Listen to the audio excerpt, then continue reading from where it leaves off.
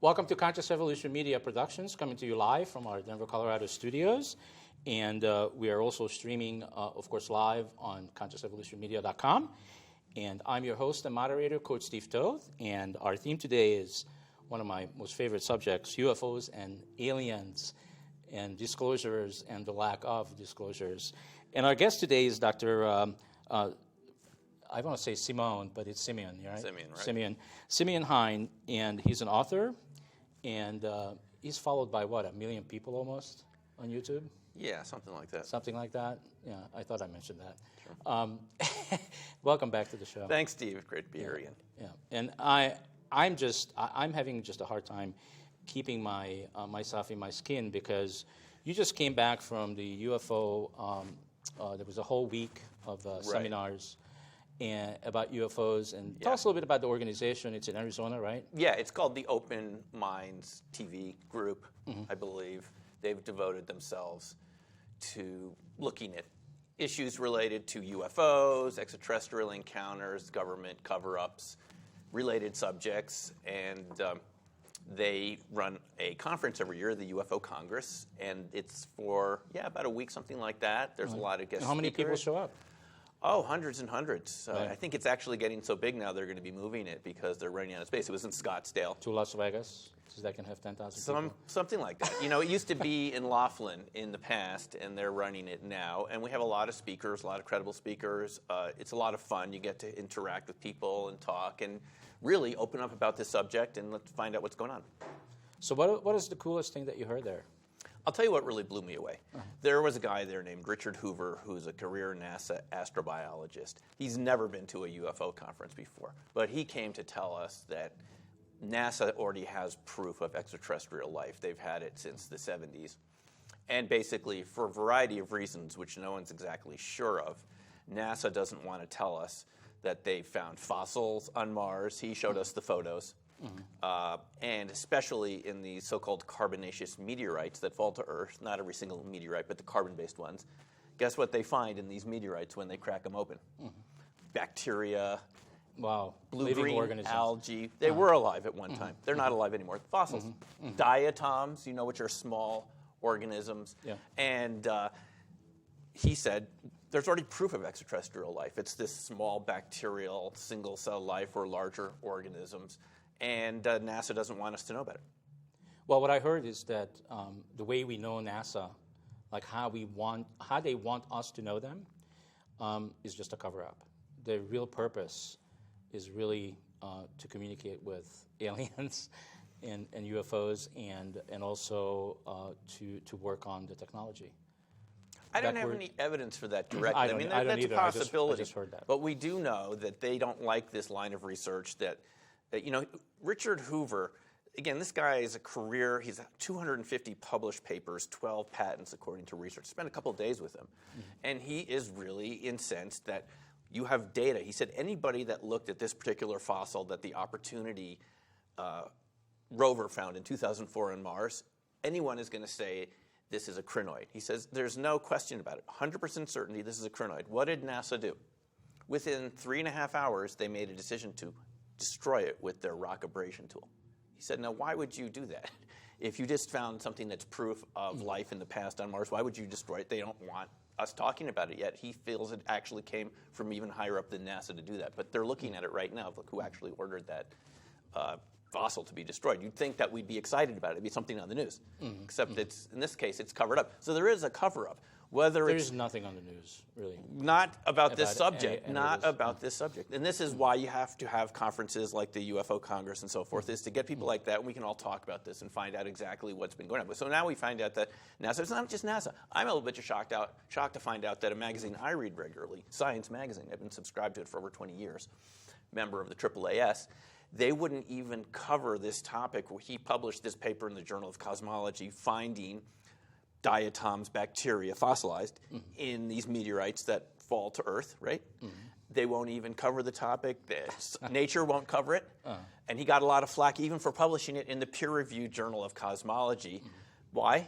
Well, we know there's no life outside of Earth, so why bother to even look for it? They say it's contamination, that the humans that opened the meteorites, put these bacteria there. Some of these bacteria are extinct on Earth. It's a little hard to believe that if they're extinct on Earth, they somehow got from a human hand into a meteorite. It's ridiculous. It's just ridiculous. Well, how ignorant do they think we are? I mean, I heard data that we have something like 500 quadrillion planets in the universe. It's a big number. That's a big number. Whatever it is. I don't know. I don't even know how to. I don't even know if I can show that on my calculator. But it's I don't know where I read that, but I read that somewhere. It's growing by the day. So that's a huge number, and growing by the day. Yeah. And how would we think that we're the only life form? I don't know how you get into that one. That. You know, and are we like off limits to them or something? No. Because how come they not finding us, or have they I think already they found are finding us. I think. I mean, this is I think what people are seeing on a daily basis around the Earth that we haven't seen for the past 100 years. You know, obviously this is a very large and a sensitive topic to many people, but I think that they have discovered us. It's a question of whether we're actually willing to have a collective discussion to talk about that. We're finding something, but we know that if we're, without a doubt, at least I'm convinced seeing this presentation, that we have found extraterrestrial life in bacterial form. Now, where do you go from there? You're bringing up the fact that there are lots of so-called exoplanets, planets that could sustain life. You remember like 10 years ago they thought they had found like 100 somewhere around the Milky Way. The latest count is something what you're talking about, I believe 40 million from... No, I said quadrillion.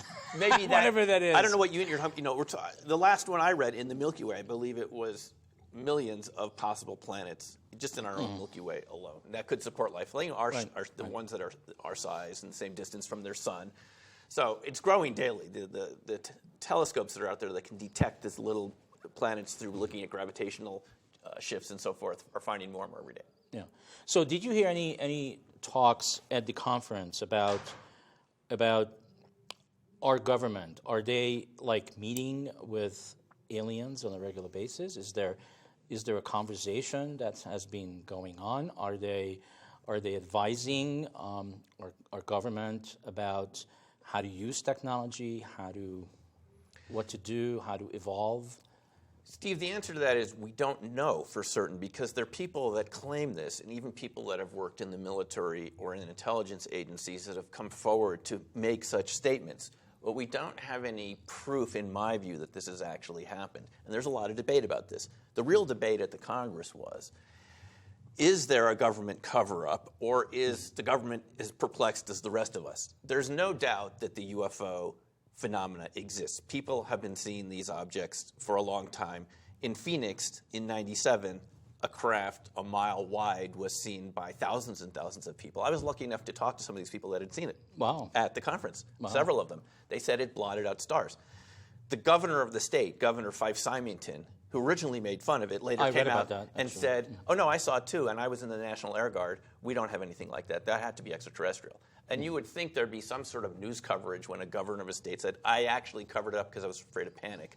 But there was a huge triangular craft over the skies of Arizona. It was seen all the way through Arizona.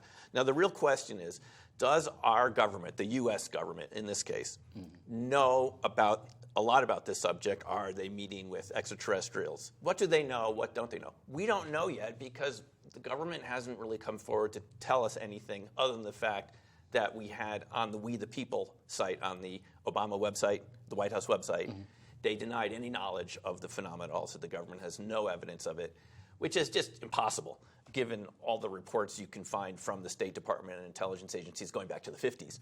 So the fact is, Steve, we don't really know what they know. They're not telling us, and I think we'd all be in a lot better situation if they would just come forward and we could actually kind of make some headway on this topic. Yeah, I agree. Have you heard anything at the conference about other countries, like I'm thinking of South America and maybe some of the European countries? Are they more open to, are the governments there more open to talk about this, and what effect will that have on what's going on here? Because eventually the word will come around, right? Absolutely. I think they are more open about it. Let me just go back a couple months, about a year ago, to the citizen hearing in Washington, D.C. This was a mock congressional hearing we had. It was held by the citizen hearing foundation run by Stephen Bassett and others. And people can find out about that at citizenhearing.org. It's a movement to get Congress to hold hearings about this again, like they did, I believe, last time was 1968 under the auspices of Gerald Ford, then congressman, I believe, from Michigan. He had quite an interest in this subject. Well, we haven't had any hearings since then. That just lasted a day. These were 5 days. We had 5 retired Congress people and a senator, Senator Gravel from Alaska, hold a mock hearing. And to get to your question, there were 30 witnesses, several of them from Latin America, China, and other countries. And the fascinating thing to me was they're actually not holding the information back anymore from their people. In Latin America, we heard from Chile, Brazil, Uruguay. They actually have conferences where the military invites the public, shows them their pictures with their top-notch cameras, their gun camera footage. They go to the schools to educate the kids about the space people. And they tell them, we don't know exactly what this is, but you don't need to be afraid of it. And they're opening up to it. We had a representative, the highest-ranking UFO researcher in China, Mr. Swen Li, I believe his name was, and he told Dr. Swen Li, he told us that same thing in China. Now, the Congress folk and the senator wanted to know, are you going to hold disclosure hearings about this to basically say, we know that Britain, for example, has been releasing their files. The French have been releasing their files. China, other places. They all said we're waiting for the United States government to do this because we don't really want to become enemies with the U.S. government over this issue. So it seems like a lot of countries are waiting for us to actually move forward on this issue. But I really feel sometimes like we're behind the Iron Curtain now. In the Cold War, it used to be the Soviet Union, which was the one that withheld the information, created censorship. You know about this because you're from Hungary. I used to live there. So you know what we're talking about. Yeah. But I feel like with respect to this subject, it's not getting the I'm feeling that the U.S. government is becoming like the type of life that I was living for 19 years. Unfortunately. I'm seeing it unfold in front of me. And it's like, what's interesting that you mentioned this is that our government is now listening to all the foreign governments and the head of foreign governments and their telephones and yeah, that's what we're finding out from these leaks, right? And they are upset about it, but we're the United States, right? Yeah, we're supposed to be doing that for particular reasons. What we're learning from these documents is they're just spying on economic competitors, the president of Mexico and Brazil, Angela Merkel, all our friends, and maybe as Obama said, this is par for the course, but really this isn't the real legitimate reason for doing that type of intelligence work. But here's the thing, Steve, to get back to your question.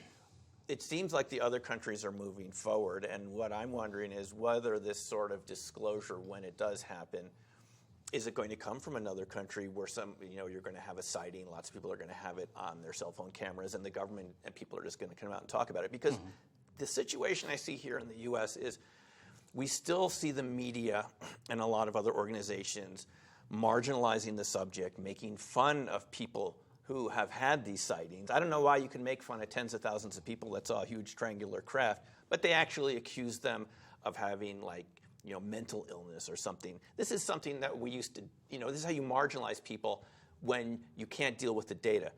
If you can't attack the science, you attack the person. Yeah, right? and they make a joke out of it. You make a joke, and I just don't think that's fair. I think this is an issue of respect and decency and ethics. When we have enough people having these experiences, sometimes en masse, the last thing you want to do is say, well, you were seeing flocks of geese reflected off Venus, through swamp gas.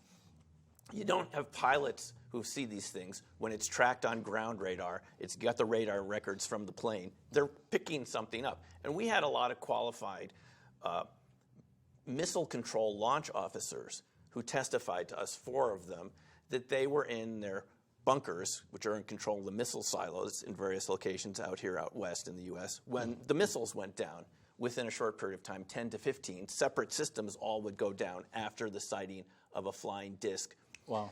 Like interference type of thing? Yeah, some sort of interference, which they couldn't explain. I can't see how you could accuse those people, like the Washington Post editorial did about the citizens' hearing. It suggested this was a type of schizotypal mental disorder. Don't you think they screen these people who have their fingers on the button pretty heavily with You the would Minnesota think. multiphasic personality? Yeah, you would think. Yeah, so this is not going to wash. This is kind of like the same thing they used to do to the Wright brothers or Thomas Edison. I mean, anyone who is saying we've got something new here, we have a tendency to make fun of. And I understand that people can be a little uncomfortable with it. But there's a point beyond which it seems to me it becomes very unhealthy. It's a form of denial. And if societies do that for too long, they stop growing. Yeah, we've been doing that for a while. I agree with you. We are in huge denial. None of this is happening. It's happening. And it's good to have this conversation because I think that's really what's needed. So I'm curious, have you had any UFO experiences yourself besides the lights that we have on right now? I really like this setup you have here, Steve. You know, this is really quite interesting. In fact, we have fiber optics in here. It looks like little tentacles coming down from the mothership. Yeah. In fact, I'm getting a message, Steve, from the Ashtar command. It's coming through. Well, I actually did. Yeah. Sure. Maybe this is why I was this isn't a topic I've studied forever. I only got interested as we talked on the other show we did a couple months ago about remote viewing. Let me just tell you how that got involved here before I tell you about my sightings. Yeah, yeah. You know, I took this class in so-called remote viewing in '96 at the Farside Institute back in Atlanta. As a skeptic, I heard about this. I thought, this can't be real. The average person doesn't. I don't have any psychic ability. I mean, maybe special people do. I almost went to the class almost thinking I would disprove it, only to find that I actually was drawing and describing pictures of targets that were hidden in the next room or out there. There's no way you could have gotten that without some other hidden channel of information that my conscious mind wasn't aware of. And everyone else in the class got results too. Great. I became a teacher there because I was considered someone that was somewhat good at actually doing this and teaching it. I want to do your class, by the way, because I'm pretty sure that I would be pretty good at it. It's a lot of fun. Intuitive. People tell me it's very life-changing to do this because most people aren't aware that they have this sort of ability. They may never have explored it. If you're an artist or musician, you'd be aware of that creative side of yourself, that side that seems to get information without the rational linear analysis. But everyone's got it to some degree. And this information seems to come through spontaneously. But there's a lot of research. Dean Radin and others have researched this. His latest book, Supernormal, goes into this. All the studies from the last 100 years, it shows conclusively that this ability exists, in my view, with all their meta-analysis, that they can show that this is real. But nonetheless, I came in contact with people who came there for training who had a lot of experience with UFOs and extraterrestrial phenomena. There were people there that had worked at NASA. There were people there who were astronauts, who had been astronauts in training. Maybe they never went on the mission, but they did the training and they got to talk to people at NASA. There were people there that had worked on the NASA films, transforming the 16-millimeter film onto videotape of the moon that the public never saw. And these people would say, you know, when I looked at that film, I could see structures and buildings, things from another time that were there, ruins.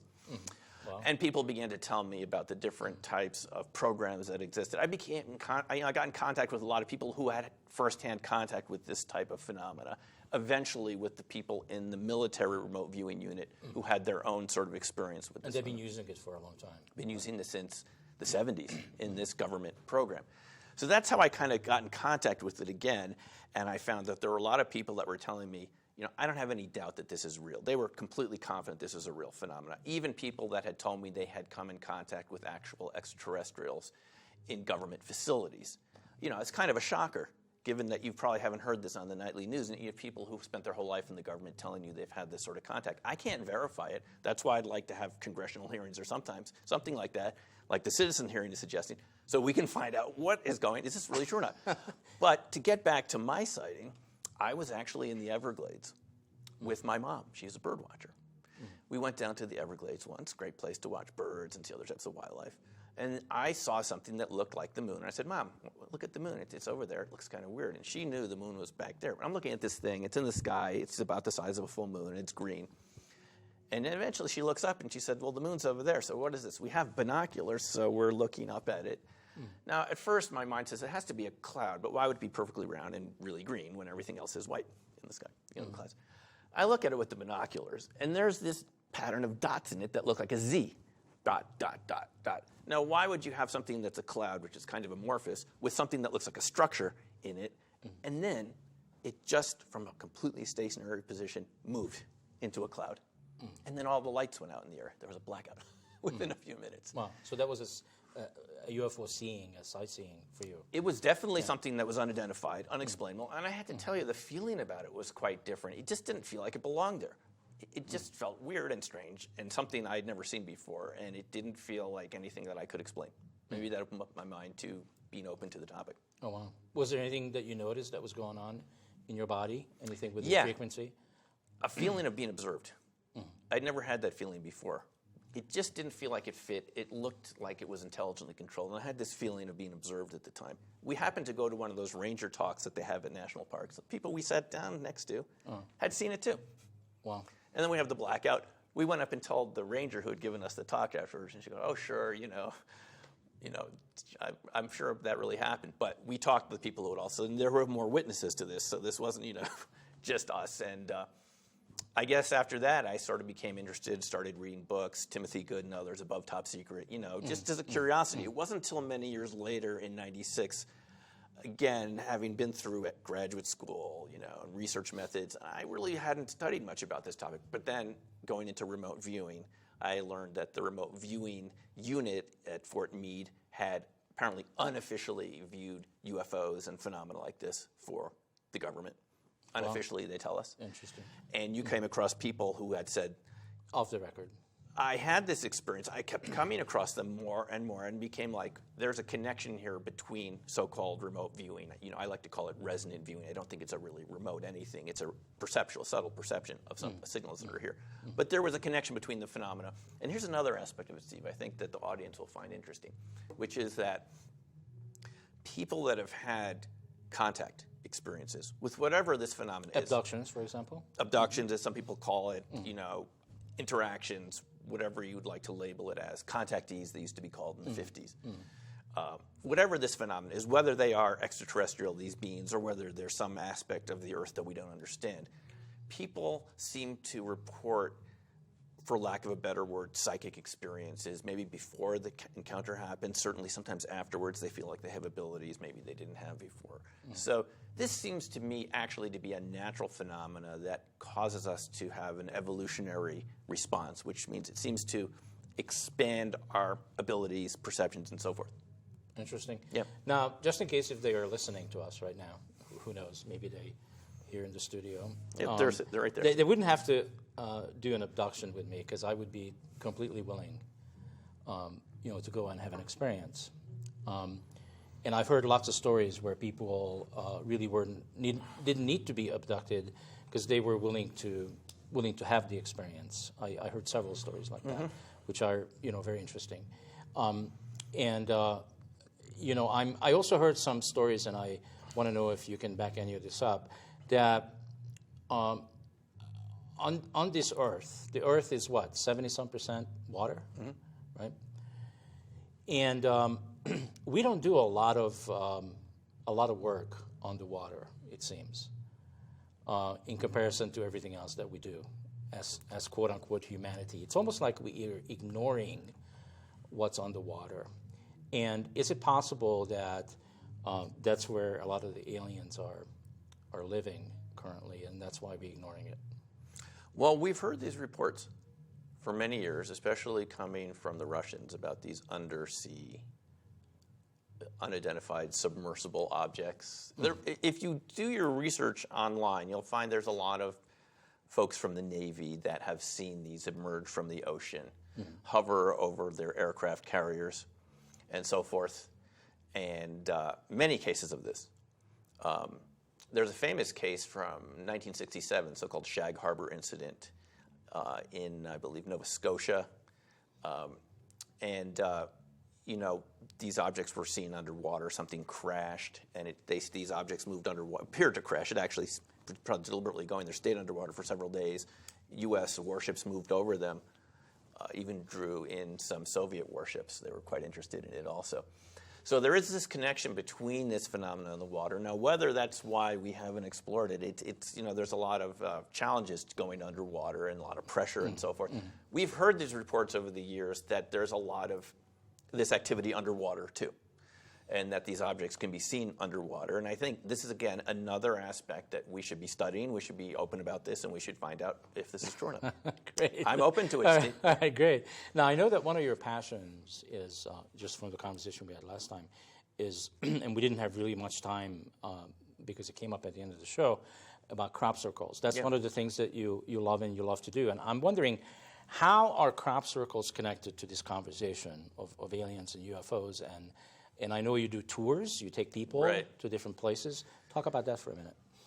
Yeah, you know, there really is this connection because the earliest crop circles that we know about, not all of them, but many of them are associated with these flying discs. I've talked to farmers who had this happen a while back, not recently, but a while back. There were the so-called Tully saucer nests in Australia, which inspired Doug and Dave, the so-called two guys from the pub, who made a lot of them, I'm convinced, in England in the in the 80s.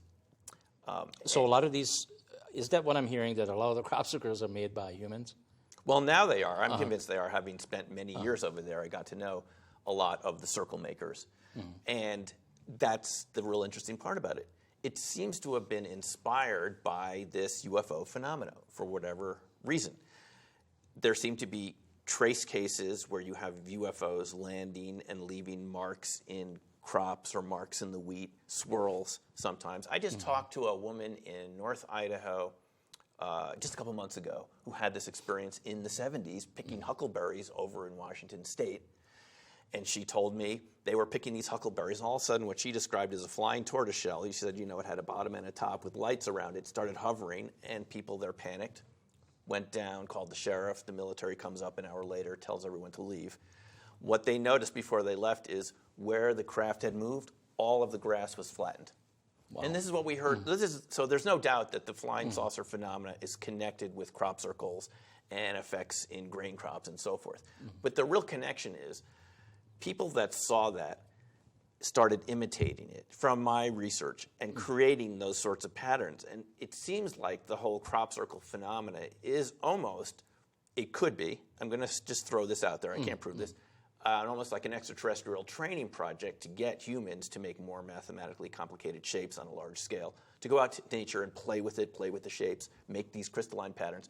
Because the real shocking thing that we found, Steve, is that even in the man-made formations, some that we made ourselves, paying the farmer and making our shapes to see if we could do it, affected our cameras, our batteries, our electronic equipment. Our frequencies. The man-made formations affect cameras, batteries, and electronic devices. I've been there when 3 different devices have all failed within a few minutes of the person entering the circle with brand new, fresh batteries.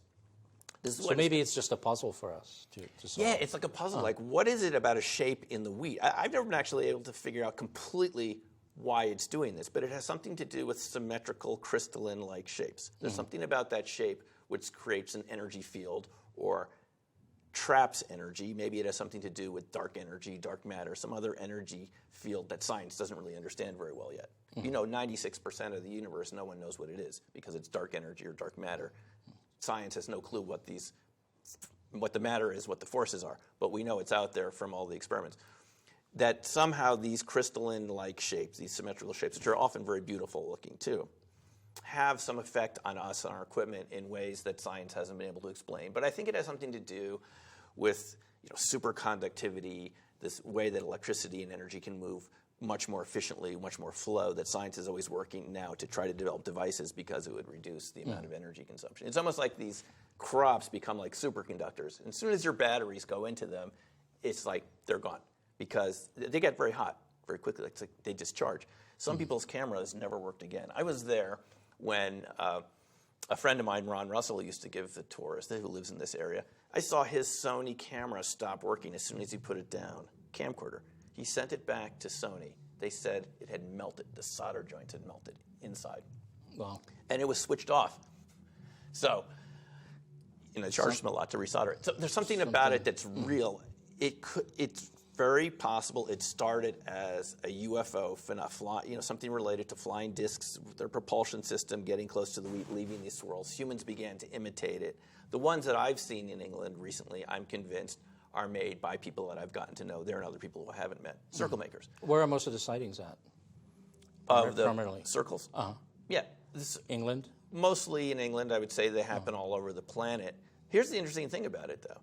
These circle makers, if you start to talk to them, see the strangest phenomena out there when they're making these circles. One of them described to me seeing a triangular craft come over their formation while they're making it. Not a huge one like people saw in Phoenix, maybe something more the size of this room. Others have described seeing balls of light and other luminous phenomena that they can't explain, which all would be consistent with the idea that crop circles are a type of agrarian technology that we've discovered, right? And something's attracted to it. They're actually checking it out, something like that. So it's a really fascinating subject. The fact that people are involved in it makes it even more interesting to me. Yeah. So I want to move into, how close is your device to you right now? Your own device? Well, I silenced my cell phone before I came in for the interview, and it's over there, Steve. It's over there. But normally, how far is it from you? Oh, normally, like most people, it's just in my pocket. It's right there. It's close, right? Okay, so I have a tablet here too, and I have this. So I want to talk about this for a second, because what really fascinated me from the last show you and I did is that you talked about unintended consequences, right? Which I had a chance to not just to talk about it since then on other shows, but I've been really fascinated by it, and I wanted to see, just dive in it a little bit, what could be happening with technology in the next 5, 10, 15, 20 years. Because I don't know if people, I feel people kind of being the same way about these devices as they are about UFOs and aliens. They're in denial of what these things are. Like, I want to make sure that people, like, really get that there are 2 cameras in here, one in front, one in the back. Yeah. and it's connected. Smile. And it's connected to the internet. And anything that you say could be actually recorded. And anything that you do on this screen, when you touch it and you on the internet, it could be read and stored and recorded. And I'm not sure that people really pay attention to that necessarily. But what could be let's explore some of the unintended consequences that could come out of somebody or some organization or some corporation on this planet storing this information somewhere and using it for good or for not so good things. Well, you've raised a lot of issues there. I mean, Let's take it one at a time. The issue is and it's not just a privacy issue anymore. Who is using the data? How are they using it?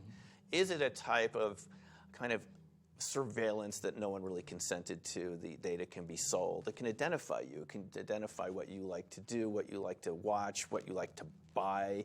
And you're not really aware of this, so you're using this technology all the time, and someone's using it for their own private means. In this case, a private company like Google or something like that. We don't know exactly what they're going to be doing with the data, right? It raises a lot of privacy issues. Hundreds of millions of, well, not even hundreds of millions of people. We're talking about how many of these devices are out there right There's now? more than people, I think. More than 7 billion? In the U.S., there's more cell phones than people. That's the last thing I read. So we know that it's rapidly approaching. We're more than 70% So let's say billions. We can say billions. Oh, yeah, absolutely. Billions of devices out there. And every moment in time and space, there is data that is being collected from these devices. Yes, 24/7. What could you do with that data? I mean, you can do a lot with it. You're talking to someone that you're a statistician anyway, you can do a lot with data, and you can do a lot with meta-analysis. We're told that the data doesn't identify you specifically, but there's so many Wi-Fi chips in so many devices that we use. You leave traces. You leave these like electronic breadcrumb trails wherever you go, and it's a question of who and what that can be used for. But that's certainly a big issue. There's another issue, though. You're starting the question, unintended consequences. It's one of my favorite topics. I know yours too, because we use these things and we don't think what it's like we're not paying attention. Like I'm not trying to say that I don't like this, because I do. I love my devices because it helps me to do a lot of things. But I'm also thinking, and I think a lot of people maybe have heard this, maybe not, that there's still a company called IBM, and they actually helped the Nazis. We talked about this last time. Yeah, they helped the Nazis, and I don't think people are being ignorant about that as well. It has positive and negative uses. I think we're a little too sanguine about technology and just automatically assume it's evolutionary to have more technology. And this is simply not true. There's a lot of things that you can do fine without needing, electronics to intervene into the system. And look, I still love to play acoustic guitar. You don't need any amplification there to have a good time playing, listening. You can even play for a room of people without any amplification. It hasn't changed in thousands of years. Right. But what you're referring to is ways that this technology could be used to control people, to coerce people, to allow oppressive governments to really, have more power than they even would have before because these records exist. And absolutely correct. The first use of the IBM mainframe was by Hitler and the Nazis to keep track of concentration camp inmates. Each of those control cars would be an inmate, and it gave them a very efficient means to commit genocide. And so this is something that we always have to watch out for. We need to be vigilant about the way technologies are used. On the other side, technology can be liberating. It can have a beneficial effect. I mean, think of the next time there's a Phoenix Lights sighting. Back in '97, not as many people had cell phones. The cell phones didn't have cameras in them, at least not very, good ones.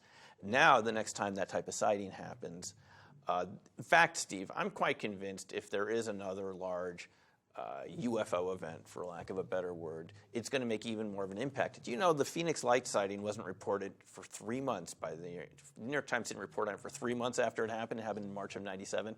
No one was talking about it. The media was silent. The next time it happens, there's going to be so many photographs, so much video, and people are going to be posting it on Twitter and on their Facebook page and so forth. So I think technology in itself, my answer would be it's fundamentally neutral. It's how we use it. If we use it without being conscious, and your company here is called Conscious Evolution Media, you're encouraging people with your programs here to be more aware, more awake, more conscious of what we're doing. Good point. If we're using it unconsciously, sleepwalking, connected to it all the time, in Opening Minds, I wrote about this extensively. You get this kind of time famine, this nanoculture, where you're just doing a lot of, meaningless stuff, keeping track of all these things that you need to keep track of, and it eats up your time. And it doesn't give you anything useful back. So it's really, I think, which is your point, to be conscious, to be aware of how you're using it. I think it can be used creatively, constructively. We've seen in various places on the planet, it's probably happening right now in Eastern Europe, where people have challenged their government, right? This can be a very effective tool for people to organize themselves. And a lot of people have suggested when you combine this type of technology with 3D printers and other types of technology, it could be very liberating for us to actually create our own products in our home rather than going to centralized market systems. We can actually create our own pieces and products and fix our own devices with our own. This is one possibility for our future. 3D printers that actually combine the power of the internet with creative, productive, commerce. And it'll completely change the landscape if that were to happen. Well, I'm told, Simeon, that this technology, the government and the Army and the Air Force had this technology 20 years ago. Matter of fact, it seems like, to me, in terms of what I'm hearing, is that commercialization of these things, like there's a 20-year lag, 20, 30-year lag, when the government and the Army and Air Force and all those people get tired of it, then that's when it gets released to the public. And they can be anywhere from 20, 30 to 100 years ahead of what's possible right now. Yeah, what do you hear about that? Yeah, this is what we're hearing. That's what you hear. Is that, in these black budget programs and so forth, that this technology, what we're getting now, they already had 20 years ago, and it's kind of released to the market with a certain, plan to eventually, commercialize it. I don't know if that's actually, I can't prove it's true. I have talked to people, several, either who worked with one of the aerospace contractors that works with NASA on one of our telescopes, Hubble Space Telescope, things like that, or people whose parents, and there are many people out there, by the way, whose parents worked either in the military, in the government, or in aerospace, who saw things, who later in life, when they realize they're coming to the ends of their physical lives, here want to start talking about it, but they signed security oaths. We'll start talking about this. I've talked to some of those people, and they tell me they have seen technology that is so far advanced of what we have now, they don't know where it came from. It doesn't even look anything remotely like the technology that we have now, and they were told several instances of this. Can you figure out how it worked? It was given to a group of people. In every case, their conclusion was that it had to be extraterrestrial. It's simply not possible with our state of technology. They were told the people who made it left, we'd like you to figure out how it worked. They never could figure it out. This is what we're told, and this is what I'm told by people whose parents either worked there or who worked themselves. So it definitely seems like there's a layer of technology that we don't have access to. Some of it is, are we developing it? Is it coming from, we've heard reports that from these crash retrievals of unidentified flying objects, to bring it back to this subject, alien space vehicles, whatever you want to call these objects, that there's a level of technology transfer. A lot of people in the UFO truth... Or backward engineering.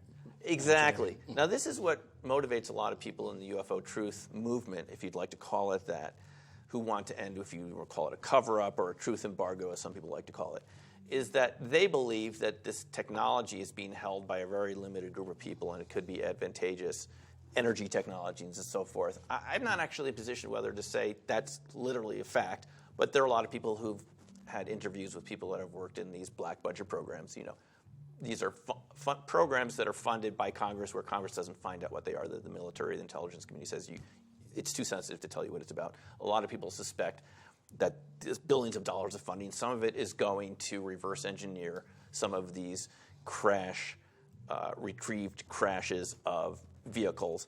We like to say they're extraterrestrial. We don't actually know where these are from. If they had a tag on the side with a license plate, and this one's from Alpha Centauri, this is from Tau Ceti, we don't know where these are from. You can't rule out the possibility that these are from here, from some civilization that we don't know about, or maybe a parallel dimension. I'm not sure where these are from. These vehicles exist, and they're physical in some levels. Sometimes they actually make mistakes. They're fallible. They crash.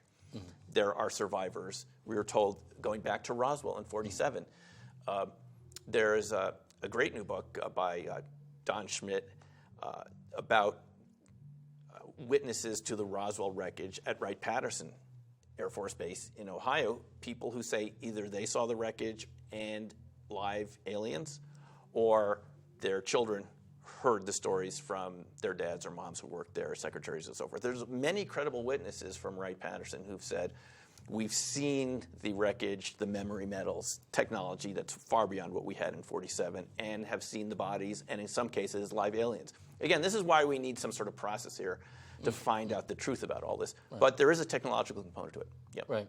So I just want to share something with you and with the viewers, that when I was 16 years old, I went through a period of about a year where I was completely taken over. My mind was completely taken over by the subject of, and we didn't have any of this technology, the subject of we are being replaced by robots.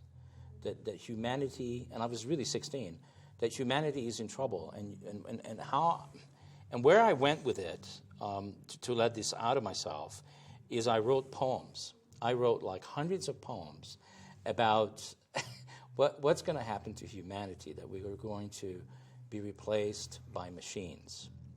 And after a year of this, I just dropped it like a hot potato and I never talked about it again. And so where I'm headed with this is, we both know that there are companies right now in this country and other countries that are working on artificial intelligence. And let's just open up a conversation about that, because what's the possibility? Like, what I want to ask you really is, could there be a time in your lifetime, in my lifetime, you're probably younger than me, but let's say in the next, 20 years, 30 years, could it be possible that we can succeed at creating human beings just like you and I, and then we couldn't tell the difference between, is it the real Steve or Simeon, or is it the artificial copy? And is it possible, would it be possible that all of this data that we're collecting right now, that it could be downloaded into these beings, into this artificial intelligence beings? And what I'm saying, I guess, would it be possible to have our soul, our essence, be downloaded into a machine, a computer? You're getting very deep here, Steve. This is I want to make sure. I want to make sure that if our Very viewers are deep. interested This is in this, good. we want to have more conversations like this. He's good. Yeah, it's a great series of questions there. You've just raised so many questions about the nature of consciousness and intelligence, and who are we? Where are we?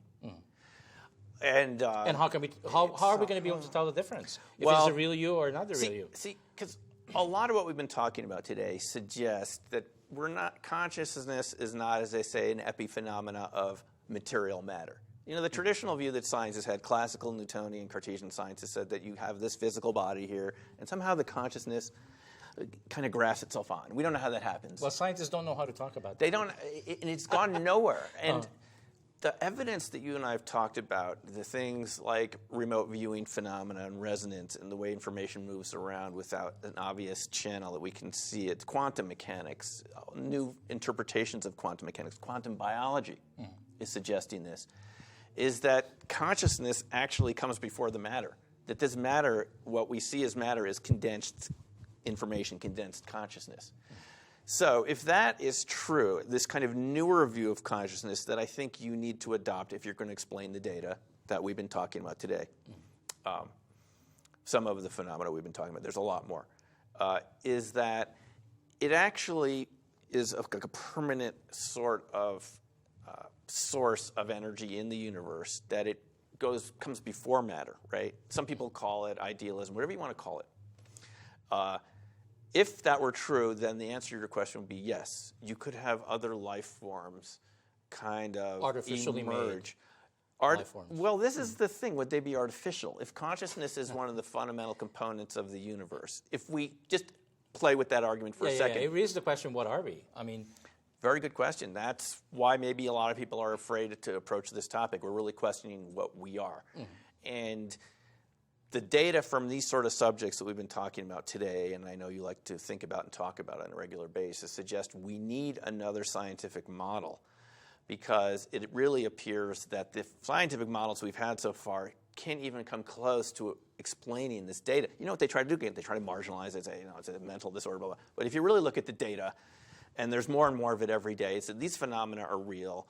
They're consistently there in all these studies. It suggests another model where consciousness is basically non-local. And if that's true, in other words, it's spread out over the universe, it's not just here in our bodies, it's something that pre-exists, then it wouldn't be artificial, Steve. That's what I'm saying. A lot of people refer to the source. There is an energy source that you and I come from, and in terms of our consciousness.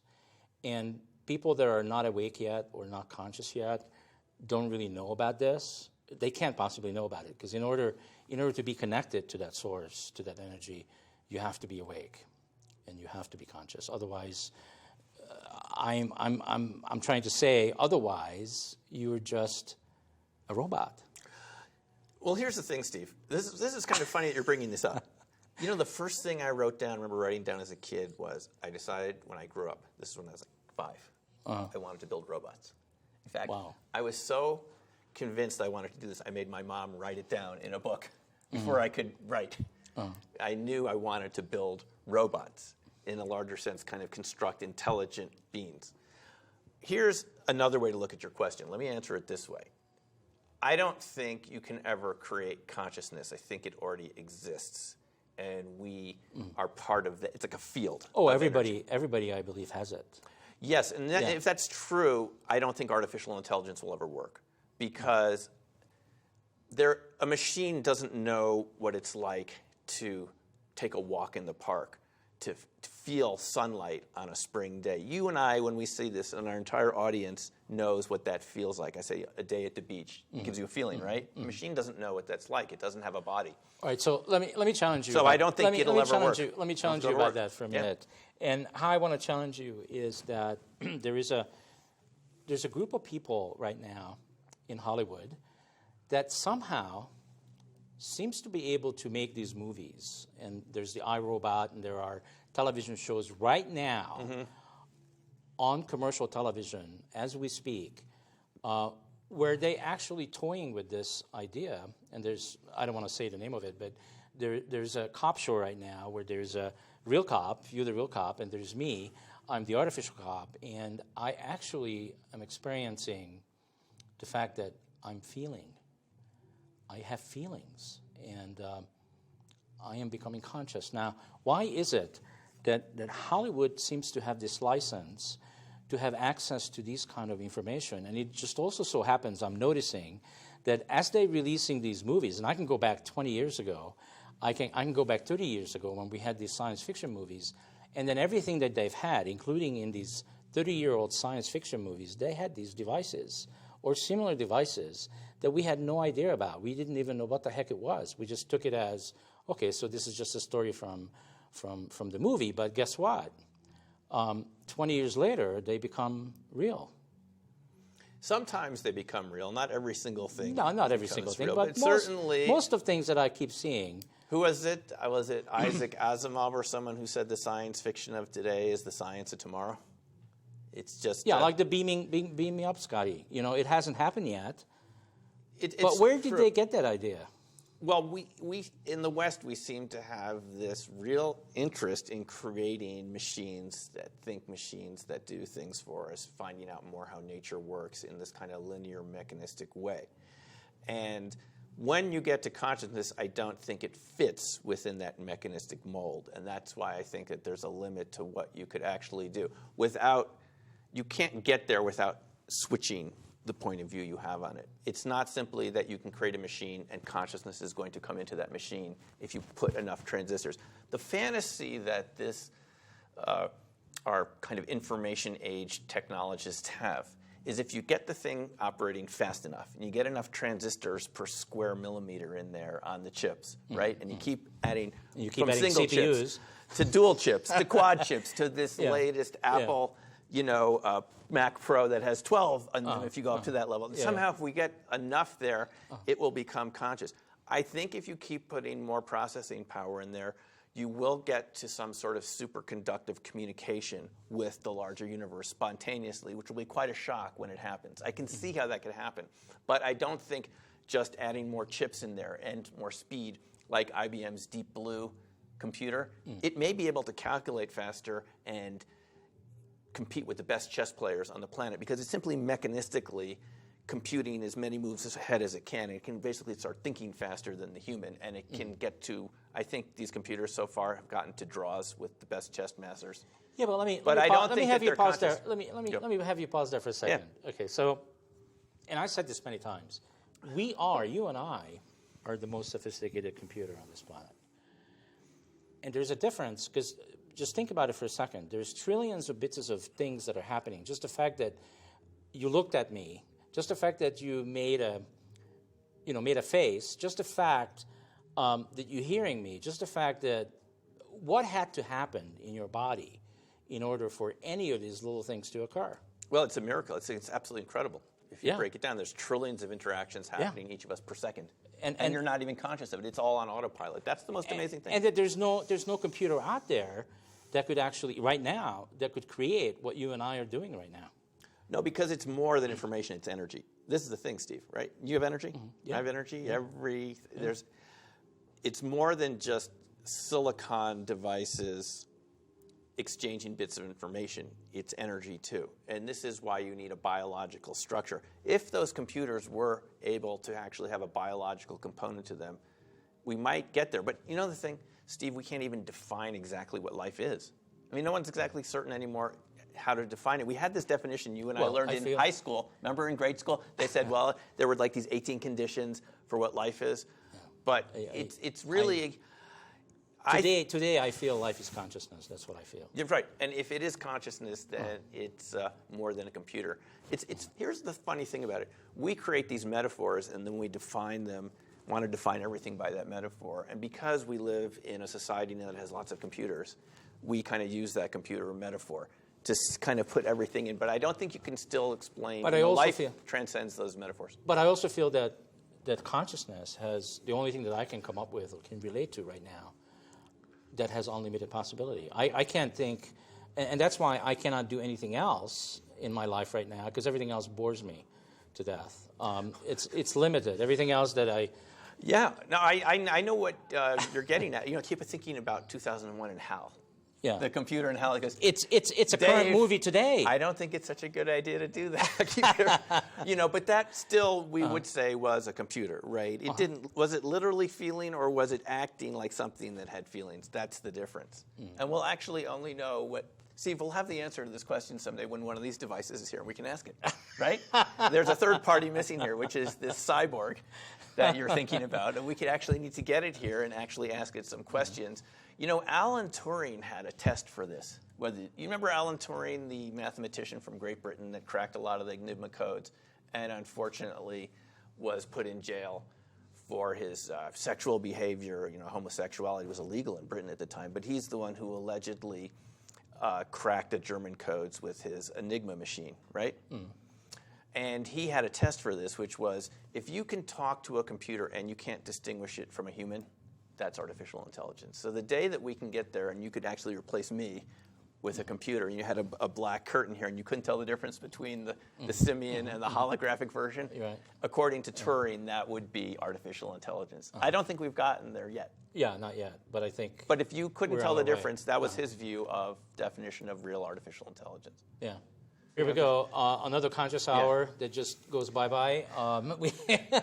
It feels like 5 minutes, right? Yeah, just like this started. It's been a lot of fun. I really enjoyed the conversation. It was fantastic. Hopefully we can continue it in the near future. So if any one of you has got in touch, moved, and inspired by anything Simeon said or I said or what we discussed, and you want more of it, go to our website at consciousevolutionmedia.com and let us know about it. Thank you very much. Thank you for being here. Thank you, Steve. Simeon, I Thanks really for appreciate our crew here. And see you guys on the next edition of See you next time. our show. Thank you.